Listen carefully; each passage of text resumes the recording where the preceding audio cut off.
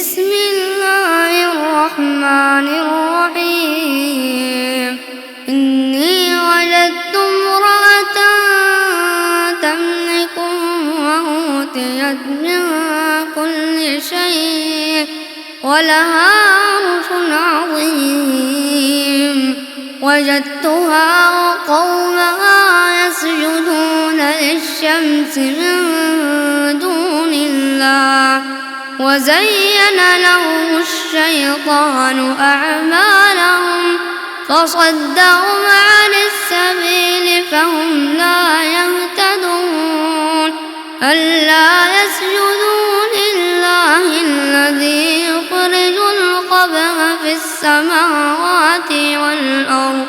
ويعلم ما تخفون وما تعلنون الله لا إله إلا هو رب العرش العظيم قال سننظر أصدقت أم كنت من الكاذبين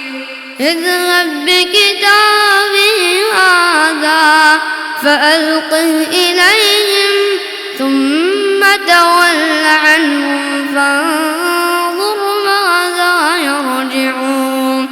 قالت يا أيها الملأ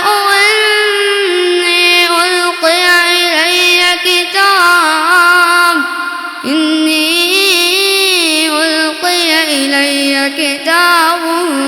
كريم إنه من سليمان وإنه بسم الله الرحمن الرحيم ألا تعلوا علي وأتوني مسلمين قالت يا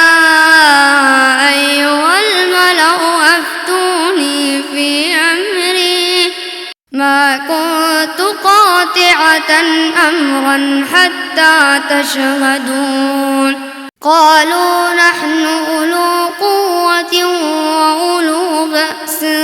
شديد والأمر إليك فانظري ماذا تأمرين قالت إن الملوك إذا دخلوا قرية